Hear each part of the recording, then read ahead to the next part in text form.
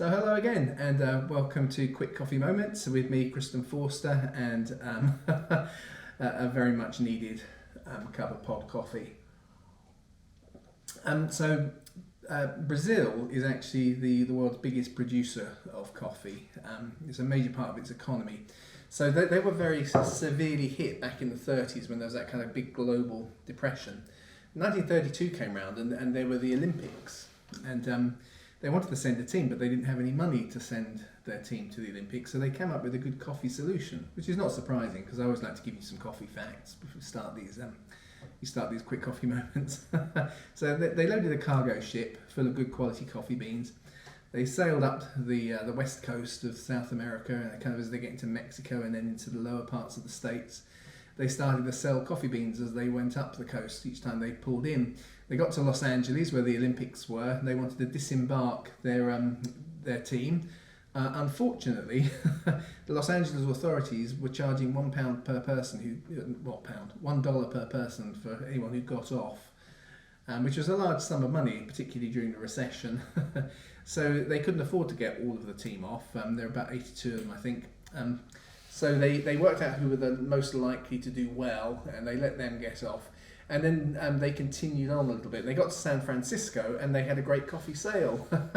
So now they figured they could afford to unload a few more athletes. And so they were able to let the water polo team go, and their athletics team go, and their rowers as well. In the end, there were just 15 athletes who took the sea journey and never actually were able to disembark. They didn't do brilliantly at the Olympics. The water polo team, who just disembarked up in San Francisco, they kind of legged it back down to Los Angeles. In their preliminary match, they got into a fight with Germany and were promptly disqualified from the rest of the competition. But they did have a runner, a guy, or something, I think it's Cordoso. I'll check his name and we'll put it on the wall behind me. Who was a 10,000 metre runner. And he arrived at the stadium with 10 minutes to spare before the start of the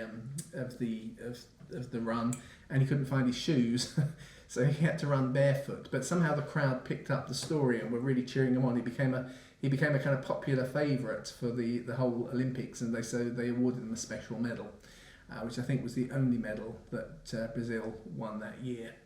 He came 13th.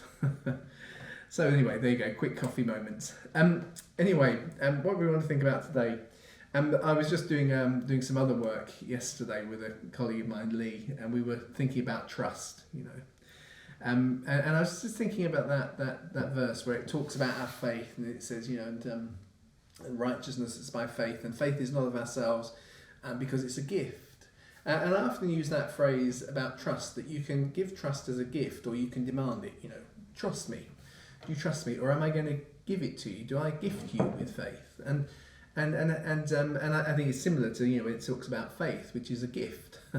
And we've made a great theological kind of metaphysical thing about how faith is a gift, as if it's one of the gifts of the Spirit, which I don't think is what Paul is driving at. I think he's talking about the kind of thing I'm talking about when you can make trust a gift, which is you can either demand something or you can gift it to someone. In other words, make it easy for them.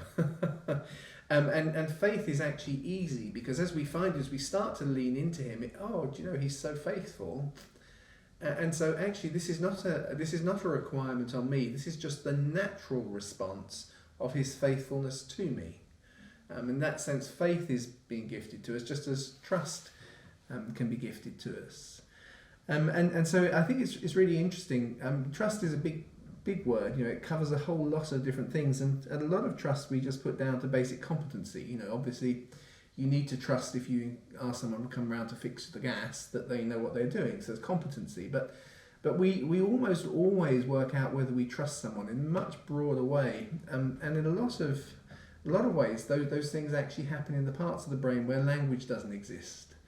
They're a bit more a bit more instinctive. But that doesn't mean to say we can't understand what makes for good trust. And I don't want to take too long this morning. I just want to say, if you like, to distill my observations over the years, the key factor in trust over the long term, because you can always fool someone in the short term, but over the longer term, the thing that really makes trust a gift is actually your gift of attention to people. And if you gift attention, you have some basic kind of wisdom, you notice the things that are going on and you acknowledge them, and in those moments you actually create a little kind of connection, is what the psychologist Barbara Fredrickson refers to love 2.0. It may not be the love that forms your marriage, but your marriage is actually formed of these little moments of love. And it's these little moments, and actually those things can happen with a total stranger. They are that point of the sense of, I know that this person's seen me and I've seen them, and I appreciate that. And those little moments, we kind of add them together, we mix them in different ways, and we create a cake, and this one's a wedding cake. We mix them together and we create a different cake, and this one's my relationship with my dogs who are out there. I've locked them in that room. We mix them together in different ways, and actually this is my friend.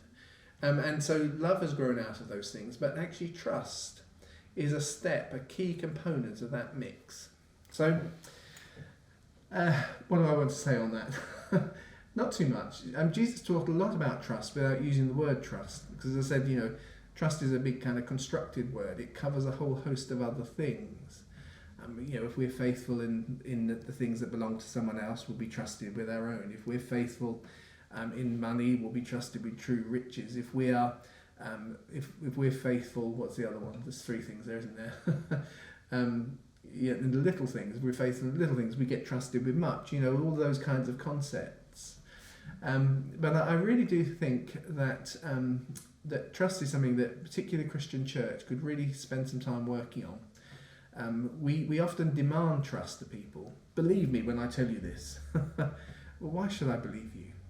Okay, but actually, if I trust you, then actually it's not such a demand. It's not such a demand. So we need to work on trust. It's actually the foundation of all good relationship, productive relationships. It releases good things in terms of mental processes in the brain, but that's not the point of this morning. This morning is just about coffee and a quick thought. Yeah. So anyway, well, I'll tell you what. I was going to say, do you trust me? But perhaps I shouldn't ask that. You can put your comments in the comments below. Tell me what you think.